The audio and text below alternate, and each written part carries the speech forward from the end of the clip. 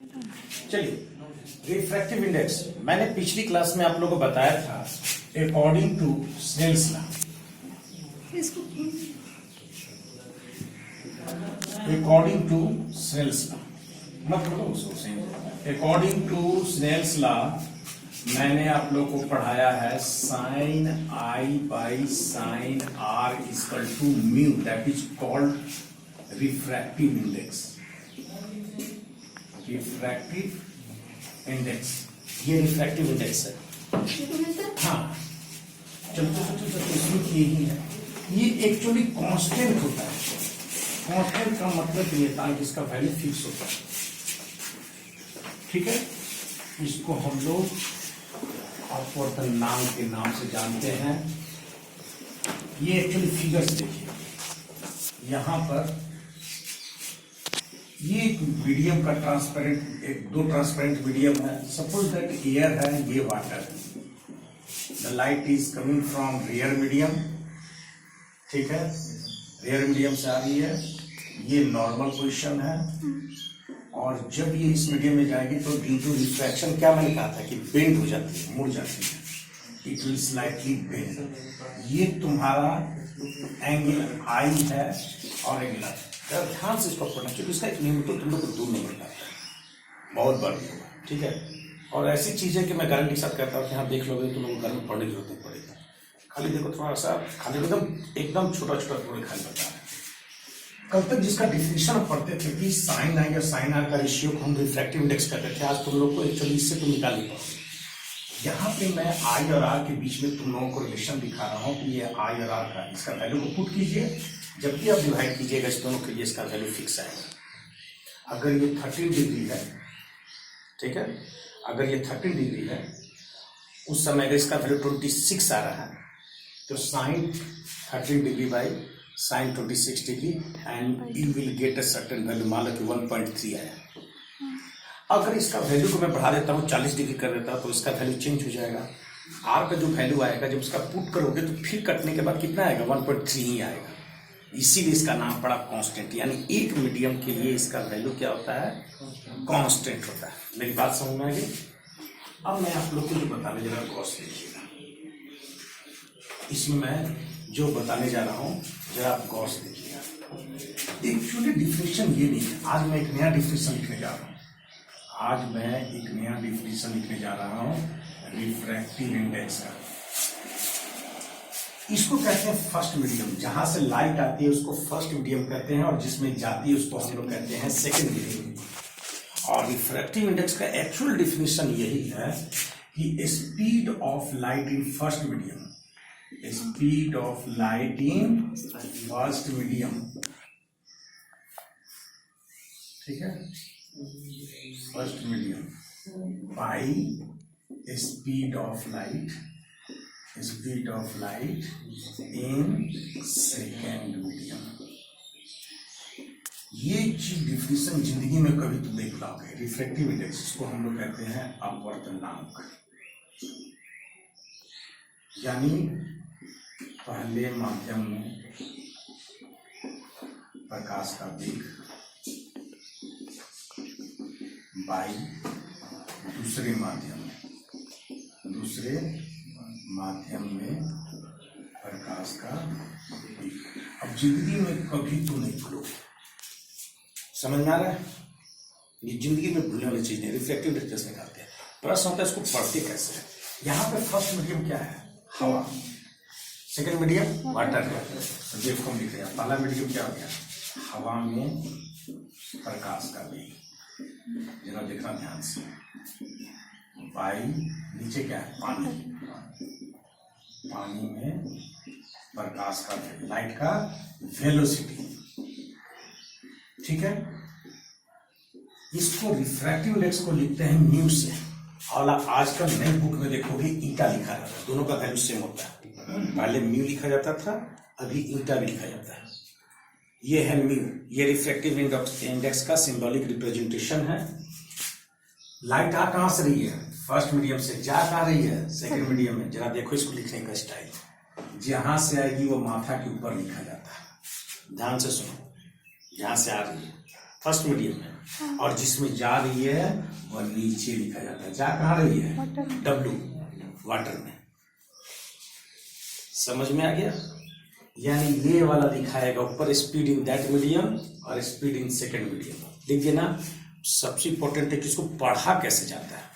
देखो कैसे पढ़ते हैं, इसके पढ़ते हैं रिफ्रैक्टिव इंडेक्स, ठीक है ना, ऑफ सेकेंड मीडियम जिसमें गया, यानी water, with respect to air. अब समझ में आया इसको कैसे पढ़ते हैं। यानी जब भी हम निकालेंगे, अगर एयर से उस मीडियम में जा रहा है, समझ में आ रहा है ना, तो क्या हम समझते हैं, जिस मीडियम से आ रहा है उसका स्पीड फर्स्ट मीडियम, और जिस मीडियम में जा रहा है, और इसको पढ़ेंगे refractive index of water with respect to air. या तो तुम ऐसे पढ़ो, या एक और स्टाइल है पढ़ने का, रिफ्रैक्टिव इंडेक्स ऑफ वाटर। जहां तुम बोले रिफ्रैक्टिव इंडेक्स ऑफ वाटर, अगला समझ जाएगा किसके रिस्पेक्ट में, एयर के रिस्पेक्ट में, चाहे वैक्यूम के रिस्पेक्ट में। अब बोलोगे कि दोनों क्यों लिखा जाता है? क्योंकि एयर और वैक्यूम में दोनों में लाइट का स्पीड होता है 3 × 10 का पावर 8 मीटर पर सेकेंड, 3 × 10 का पावर 8 मीटर पर सेकेंड। ठीक है, चाहे तुम वैक्यूम लो और चाहे एयर लो, दोनों में रिफ्रैक्टिव इंडेक्स यही है। समझ में आया? तुम इसको ऐसे लिखोगे, चाहे तुम इसको ऐसे लिखोगे, अगला समझ जाएगा। कुछ नहीं भी लिखा रहेगा तो क्या समझोगे? ये लिखने का स्टाइल है। जरा समझो, बोर्ड पे देखो, और आज के बाद दोबारा पढ़ने की जरूरत नहीं पड़ेगी। अगर वहां से देखो, किसी भी मीडियम का रिफ्रैक्टिव इंडेक्स निकालना हो तो यहाँ पे हम लोग क्या लिखते हैं, ऊपर में एयर में या वैक्यूम में दोनों का वैल्यू सेम होता है बाय उस मीडियम का। अगर मान लो 2 मिनट के लिए एक और फिगर से समझाते हैं, ये एयर है और ये क्या है, ग्लास। यहाँ से आया, लाइट आई, चली गई, क्योंकि ये रियर मीडियम डिक्शन मीडियम है। इसमें क्या हो जाएगा, देखो इस फिगर से रिफ्रैक्टिव इंडेक्स कैसे निकलेगा, कहाँ से आ रही है, एयर से, कहाँ जा रही है, ये ग्लास का रिफ्रैक्टिव इंडेक्स है, बराबर क्या आ जाएगा, देखिए speed of light in air, हवा में, बाई स्पीड ऑफ लाइट इन कहाँ, ग्लास। और इसको क्या पढ़ेंगे, इसको हम लोग पढ़ेंगे ग्लास का रिफ्रैक्टिव इंडेक्स। क्या पढ़ेंगे, ग्लास का रिफ्रैक्टिव इंडेक्स। समझ में सबको आ रहा है? आज के बाद तुम लोग बार बार पढ़ता है कि ग्लास का रिफ्रैक्टिव इंडेक्स कितना होता है, देखना इतना लिखा रहता है। इसका रिफ्रैक्टिव इंडेक्स कितना होता है, इतना होता है। जो तुमको मैंने कहा ना कि प्योर पेट्रोल को चेक करना हो, प्योर डीजल को चेक करना हो, प्योर पानी को चेक करना हो, हीरा को चेक करना हो, कांच को चेक करना हो, नीलम को चेक करना हो, किसी स्टोन को चेक करना हो, बशर्ते कि ट्रांसपेरेंट हो, हम लोग यही निकालते हैं। समझ में आया? चूंकि सबका साइंटिस्ट निकाल चुके हैं कितना प्योर का वैल्यू होता है, जब से निकालेंगे दोनों का स्पीड निकल गया। इसका स्पीड तो सबको मालूम है, 3 × 10 का पावर 8 मीटर पर सेकेंड, तो फिक्स है। खाली इसमें स्पीड का लाइट का स्पीड इसमें नाप लेते हैं, डिवाइड कर देंगे और हमको रिफ्रैक्टिव इंडेक्स निकल जाएगा। मेरी बात को जरा दूसरा लाइन सुनना, जिंदगी भर याद रखना। सबसे ज्यादा लाइट का स्पीड कहाँ होता है, गैस में या हवा में या वैक्यूम में। समझ में है ना? जहाँ हवा, चूंकि हवा का डेंसिटी कम रहता है इसलिए लाइट का स्पीड सबसे ज्यादा होती है। ठीक है, लाइट का स्पीड सबसे ज्यादा जहाँ पे डेंसिटी कम होगा, चूंकि गैस का डेंसिटी सबसे कम होता है इसलिए लाइट का स्पीड सबसे ज्यादा होता है। हवा और वैक्यूम दोनों का सेम होता है, 3 × 10 का पावर 8। उससे ज्यादा क्या होगा, हवा के बाद डेंसिटी किसका ज्यादा होता है, लिक्विड का, द्रव का। पानी में लाइट का स्पीड स्लो होगा हवा से, और सबसे डेंसिटी किसका ज्यादा होता है, सॉलिड का।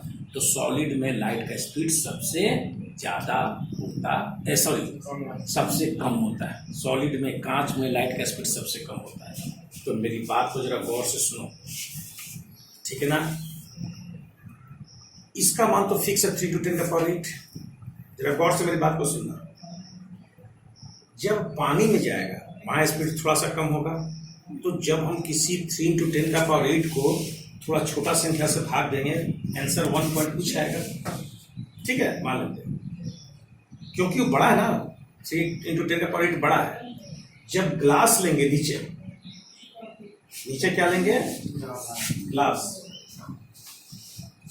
नीचे जब हम लोग ग्लास लेंगे तो ग्लास में तो और स्लो होगा ना। ठीक है, तो 3 into 10 का पावर 8 को छोटा संख्या से भाग देंगे तो मेरा आंसर क्या आएगा? ज्यादा। हमेशा मेरी बात को जरा गौर से सुनना। डेंसिटी, देखो यहाँ पे डेंसिटी में होता है घनत्व। सबसे ज्यादा किसका होता है? अभी बताएं, गैस का। सॉरी, सबसे कम होता है। उससे ज्यादा किसका होता है? लिक्विड का। और सबसे ज्यादा डेंसिटी होता है उसका, सॉलिड का। और उसी तरह जब रिफ्रैक्टिव इंडेक्स निकालेंगे, जरा मेरी बात को समझोगे, क्योंकि रिफ्रैक्टिव इंडेक्स कैसे निकलता है? इसका स्पीड तो फिक्स है, 3 into 10 का पावर 8। हम लोग क्या करेंगे? गैस से देखेंगे। गैस का डेंसिटी सबसे कम होता है, तो लाइट का स्पीड क्या होगा? सबसे ज्यादा होगा। तो मेरा आंसर क्या आएगा? कम। ये क्या होता है? डेंसिटी ज्यादा है तो लाइट का स्पीड स्लो हो जाएगा। 3 into 10 का पावर 8 को थोड़ा सा बड़ा से देंगे तो संख्या क्या आएगी? लाइट का स्पीड स्लो होगा, डेंसिटी ज्यादा है तो वहां स्पीड स्लो ना हो जाएगा। समझ रहे मेरी बात को? डेंसिटी स्लो हो जाएगा, स्पीड स्लो हो जाएगा, तो छोटी संख्या हो जाएगी। छोटी संख्या से भाग देंगे तो मेरा रिफ्रैक्टिव इंडेक्स और ज्यादा आएगा। ठोस में प्रकाश का वेग सबसे कम होता है, सबसे स्लो लाइट चलती है, तो वहां पर रिफ्रैक्टिव इंडेक्स क्या होगा? और ज्यादा होगा। इसलिए रिफ्रैक्टिव इंडेक्स में सुन लो, गैस का रिफ्रैक्टिव इंडेक्स सबसे कम होता है। ठीक है, रिफ्रैक्टिव इंडेक्स। और उसके बाद लिक्विड का। और सबसे ज्यादा रिफ्रैक्टिव इंडेक्स होता है सॉलिड। सॉलिड का रिफ्रैक्टिव इंडेक्स सबसे ज्यादा होता है। मेरी बात आप लोग को क्लियर समझ में आई? मैं क्या बता रहा हूँ, क्या बोल रहा हूँ? तो याद रखना, इसका रिफ्रैक्टिव इंडेक्स सबसे ज्यादा होता है। कुछ पूछना है तो बोलिए, कुछ भी कहना है। मैं आगे बढ़ूं? ठीक है, खाली याद रखना, इसका फॉर्मूला 1-2 बूंद का है। क्या? कि किसी एक मीडियम से, जिस मीडियम से आ रही है, फर्स्ट मीडियम से दूसरे मीडियम में जाना है। पढ़ते कैसे? Refractive index of second medium, जिस मीडियम में घुसा, किसके रेस्पेक्ट में? फर्स्ट के रेस्पेक्ट। सिंगल वाला समझ में आ गया? ग्लास का रिफ्रैक्टिव इंडेक्स, इसलिए मैं यहाँ पर लिख दे रहा हूँ। देखिए, रिफ्रैक्टिव इंडेक्स ऑफ एयर 1 होता है, उससे ज्यादा होगा रिफ्रैक्टिव इंडेक्स वाटर का, और उससे ज्यादा होगा ग्लास का। जी मतलब ग्लास। समझ में आएगा ना क्यों? चलिए, अब मैं जो बताने जा रहा हूँ, फर्स्ट रिलेशन, दूसरा रिलेशन, तब तुम लोगों के समझ में एकदम आ जाएगा। ये हुआ अकेला रिफ्रैक्टिव इंडेक्स निकालने का या चेक करने का फॉर्मूला। समझ में आ रहा है? अब मैं तुम लोगों को दूसरा एक रिलेशन निकालने जा रहा हूं। अब जो बताने जा रहा हूं, 2 मीडियम रहता है। खाली किसी भी चीज का तुमसे कहीं पर अगर तुम देखोगे कि रिफ्रैक्टिव इंडेक्स किसी चीज का लिखा हुआ है, तो क्या समझ लोगे? ऊपर वाला मीडियम क्या है? एयर चाहे वैक्यूम, क्योंकि दोनों में लाइट का स्पीड 3 into 10 का पावर 8 होता है। तो ग्लास का दिया रहेगा, पेट्रोल का दिया रहेगा, किरासन का दिया रहेगा, डायमंड का दिया रहेगा, कांच का दिया रहेगा, यानी लाइट का स्पीड 3 into 10 का पावर 8 बटा कुछ भी। अब मैं जो बताने जा रहा हूं, अब तुमको मान लो कि 2 ऐसा मीडियम दिया कि लाइट को हम जला रहे हैं पानी से, सुनो ध्यान से, पानी से जलाएं और ग्लास में लाइट जा रही है। यानी अब मैं बताने जा रहा हूं, मेरा फर्स्ट मीडियम को जरा देखिए। फर्स्ट मीडियम मेरा वाटर है। क्या है? वाटर। और सेकंड मीडियम है ग्लास, कांच। सभी को मालूम है लाइट आएगी, ये क्या हो जाएगा? ये रेयर मीडियम कहलाएगा, जो मैंने विरल, कम घना, सॉलिड ज्यादा होता है, तो इसके लिए डेंसर मीडियम ये हो जाएगा। डेंसर मीडियम, चलो कल पिछला क्लास में बताए थे, जब लाइट रेयर से डेंसर जाती है तो किधर जाती है? लंब की ओर मुड़ जाती है, बेंड्स टुवर्ड्स द। ये मेरा हो गया एंगल आई, ये मेरा एंगल हो गया, कोई दिक्कत नहीं है। अब मैं जो लिखने जा रहा हूँ, यहाँ फर्स्ट मीडियम कौन है? एयर कहाँ है? वाटर है। ये तुम्हारा फर्स्ट मीडियम है और ये तुम्हारा सेकंड मीडियम है। जरा देखो, फर्स्ट मीडियम यानी speed of light in water, देख रहे हो, बटा speed of light in glass. मेरी बात समझ में एकदम आ गई? Speed of light in glass, कोई दिक्कत? अब देखिए, speed of light in water, speed of light in glass, यहाँ देख रहे हो ना? इसको लिखेंगे कैसे? क्या बताया, ऊपर में क्या आएगा? जो ऊपर में है तो वाटर, या किस में? ग्लास में। इसको पढ़ेंगे कैसे? यही तो सीखना है तुम लोग को। आज एकदम मास्टर बन जाओ। इसको पढ़ेंगे, जरा देखो ध्यान से कैसे पढ़ेंगे। कोई पढ़े बताओ हमको, पढ़ा तो तय दिए हैं, बोलो। किसका रिफ्रैक्टिव इंडेक्स निकल रहा है? किसका रिफ्रैक्टिव इंडेक्स निकल रहा है? ग्लास का। सेकेंड मीडियम का रिफ्रैक्टिव इंडेक्स निकलेगा। देखो कैसे इसको पढ़ते हैं, पढ़ना ही तो सीखना है। Refractive index of glass. देखिए, ये ग्लास का ओरिजिनल रिफ्रैक्टिव इंडेक्स नहीं है, क्योंकि वहां पे एयर रहना चाहिए था फर्स्ट मीडियम। यहाँ फर्स्ट मीडियम क्या है? वाटर। तो ये है refractive index of glass with respect to इसको हम लोग ऐसे पढ़ेंगे। जो नीचे होता है उसका रिफ्रैक्टिव इंडेक्स फर्स्ट मीडियम है। सर, और अगर वहाँ पे एयर रहता तो? अब यहाँ पे मान लो कि इसका आंसर आया, मान लेते हैं 4/3। कितना आया? 4/3। ठीक है। अब यहीं पर तुमको मैं निकालना, ये तुमसे हमसे पूछेगा कि ये दिया हुआ है, तो आप निकालिए रिफ्रैक्टिव इंडेक्स किसका? वाटर का निकालिए। किसके रेस्पेक्ट में? ग्लास के रेस्पेक्ट में। तब क्या लिखेंगे बोलो? Speed of light in first medium, first medium है glass, by speed of light in water. पढ़ेंगे का आंसर क्या हो जाएगा? ठीक इसका उल्टा देखो, उलट जाएगा। ऐसे ही निकाला जाता है। अगर डेसिमल में दिया रहता, अगर उसका आंसर दिया रहता 1.33, भाग दोगे तो 1.33 आएगा। तो इसका कैसे निकालता? 1/1.33, एक में फिर 1.33 से डिवाइड करके जो आता। सही बात समझ में आ गई? रिफ्रैक्टिव इंडेक्स का ट्रिक समझ में आया कैसे निकल बनता है। और इसको कैसे पढ़ेंगे? देखिए, इसको पढ़ेंगे, आप सुनो, स्मार्ट बने, RI बने रिफ्रैक्टिव इंडेक्स। ठीक है, सॉरी, रिफ्रैक्टिव इंडेक्स ऑफ किसका? ये है वाटर का। अब विथ रेस्पेक्ट शॉर्ट में क्या जाता है? विथ रेस्पेक्ट टू किसका? First medium. अब समझ में आया तुम लोगों को? बताओ, जिंदगी में कहीं भूलोगे कैसे रिफ्रैक्टिव इंडेक्स निकलता है? किसी भी चीज का रिफ्रैक्टिव इंडेक्स अगर देगा, डायमंड का देगा, तो समझ जाना कि फर्स्ट मीडियम क्या है? एयर या वैक्यूम। और सेकेंड मीडियम है डायमंड, यानी हवा से डायमंड में जा रहा है। और फिर बोलेगा कि अगर टॉर्च डायमंड के अंदर से जला रहे हो, ठीक है, डायमंड के अंदर से लाइट निकल रही है, जा रही है एयर में, तो वहां क्या हो जाएगा? उसका इनवर्स, उल्टा हो जाएगा। यानी लाइट का फर्स्ट मीडियम हो जाएगा डायमंड और सेकेंड मीडियम हो जाएगा एयर। अगर उसका आंसर 3/4 आ रहा है तो इसका आंसर क्या हो जाएगा? 4/3। पूरा राम कहानी समझ में आ गया। रिफ्रैक्टिव इंडेक्स का मतलब क्या था? रिफ्रैक्टिव इंडेक्स सिर्फ दो मीडियम में लाइट का स्पीड का रेशियो है। कुछ कहना है तो बोलिए, कुछ भी कहना तो बोलिए। समझ में आ रहा है? मीडियम होगा तो सर है? हाँ, मीडियम आ रहा है, समझ में आ रहा है? कोई दिक्कत? दो मीडियम में किसी को कुछ बोलना है? मैंने नीचे लिख के दिखा दिया कि जैसे जैसे डेंसिटी बढ़ते जाएगी, ठोस का रिफ्रैक्टिव इंडेक्स ज्यादा होता है, इसलिए डायमंड का रिफ्रैक्टिव इंडेक्स दुनिया में सबसे ज्यादा है। चलो तुम बोलो, क्यों ज्यादा है? कौन बताएगा? डायमंड का सबसे ज्यादा क्यों है रिफ्रैक्टिव इंडेक्स?